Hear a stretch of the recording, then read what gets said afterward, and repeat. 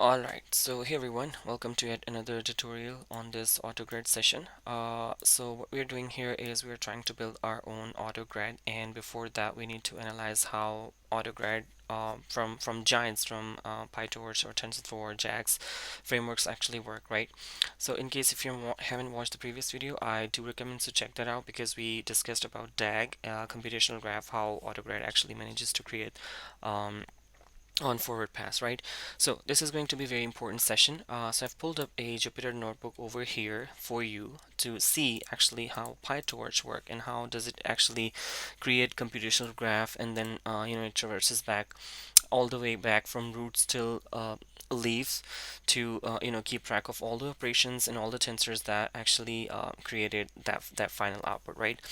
So this is actually I've written a PyTorch code over here. So you can see it's a very simple thing. I'm just creating a tensor of 5 cross 5, 5 rows and 5 columns with some random values, which requires grad equals true. So in case if you know this gradient, in case if you know this parameter, from previous video, that will be great, because we discussed that in order for us to update the gradients of a particular tensor, what we do actually, we just assign it a requires grad flag that is true at the end. So our graph knows that we need to calculate the gradients and update them as well, right? So this was actually our initial tensor. Think of it like some input, and this is actually a our y, which is, you can say, a target tensor or target variable. And basically what it is basically it's a linear transformation. That is, you might have seen this formula, wx plus y-intercept. This is some scalar value, right? So what we do actually, we just go ahead and take the loss. We just apply some function on this y, and we're just summing these all the elements items. And then what we are doing actually is we backpass, like from the loss, from calculating the loss which we found by some operations. And then what we do is actually we just backpass till the leaves, which is actually our x over here, right? So on the forward pass, what it does actually, it creates a computational graph, and then on the backward pass, it just keeps track of all the operations and all the parent tensor that have actually contributed in calculating this back pass. So let me tell you something very important. This backward pass actually doesn't update the gradients themselves. What it does basically, it just creates a matrix, and which is actually, you can say, partial derivatives of cost function, which is this, with respect to the parameters layer after layer, right? So it just creates one tensor of the same shape of our initial tensor, which was here. For example, this was actually 5 cross 5, and this should also be 5 cross 5. So it just does not update this x. What it does actually creates um, in this tensor structure. For example, this was actually our tensor struct. Uh, uh, let's say it was something like this. Oh, you know. All right, so which had, let's say, shape initially, shape, stride, dimensions, operations, which we discussed in previous video. In case if you haven't checked that out, go ahead. I do recommend to check that previous video as well. So in order to make sense of all these parameters and typing over here, it had parents. So, and also it had another variable called grad. So what happens basically is, when we run this backpass, the our function, this function doesn't do with actual x. What it does actually populates this gradient. So it calculates the gradients and saves a copy over here, right here, right? And what happens next is it just, when we run optimizer, which we're gonna discuss later, which takes these values and updates this x, right, using some formula called theta old minus, sorry, theta old minus alpha times partial derivative of cost function, which is right here, which we'll discuss later in this video. So yeah, okay, so we took a tensor, we applied some linear transformation on it, we took a sum, and then we traversed back, right? And then till here, what we're doing actually, we're saving a copy in our structure of over here in this gradient parameter, right? And then I just printed out this visualization for you in case for you to see.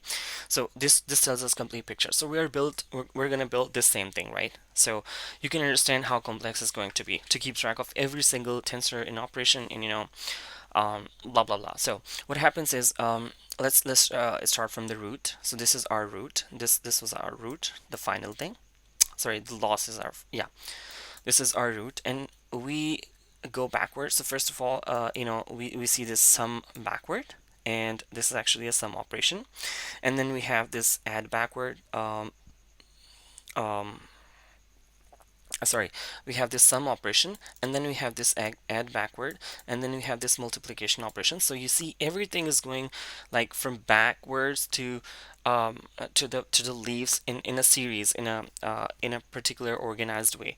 So what we had initially was sum, which is right here, and what we have then, some add backward operation, which is right here, and then we have some multiplication operation, which is here, and then we found ax, which is our accumulated tensor. So you know what, it just accumulates the tensors in order to save this space of on your RAM or GPU. We'll discuss this, what gradient accumulation is in later. All right, so if we move next, what we see is actually, in case if I just want to see what my actual tensor was, I can see it just printing the tensor, and it will tell me that this was actually my initial tensor of 5 cross 5, 5 rows and 5 columns. Remember, it has required grads equals true, which means that it will be like updating the parameters when we run the optimizer, right? So this was our initial tensor, and in case if I want to see that what actually was the gradient of my tensor, so which is very clear, right?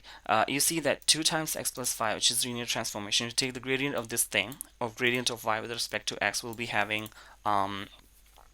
2, because this will constant derivative is 0 and x derivative would be 1, so 2 times 1 would be 2. So if you see the gradient of this x, this is 2, right? Like I told you earlier, that it will have the same shape as x. And then what we want to do is actually, so we have a copy of grad, this matrix saved right up here, till this we have it's saved in the gradient. Right now we need to update this gradient to our actual x in order to update its parameters. So what we do is actually, we use this formula, um, which is going to be theta new equals theta old minus alpha times partial derivative of cost, right? So using this formula, what it does actually is, it just take a step, use this learning rate. Yeah, this alpha right here is learning rate. Yeah, so it uses this learning rate, and it just updates the parameter. So it just puts everything in this formula. It still required grads is equals to, so the more epochs you will run, the more batches you will run, it just takes the gradient and keep on updating the weights of this initial tensor, whichever has this requires grad equals to. So I think this was just a quick intuition of how actual Pytorch framework works. And imagine this was very simple functions. If you were to create for transformers, which has lots and lots of hundreds of thousands of activations and multiplications and operations and parent tensors and everything's going on, so to make it work would be quite a challenge. So yeah, we're up for this. We just wanted to see how this works actually, and in the next video I'll be implementing our own tensors like this in Pytorch. Thank you so much for watching.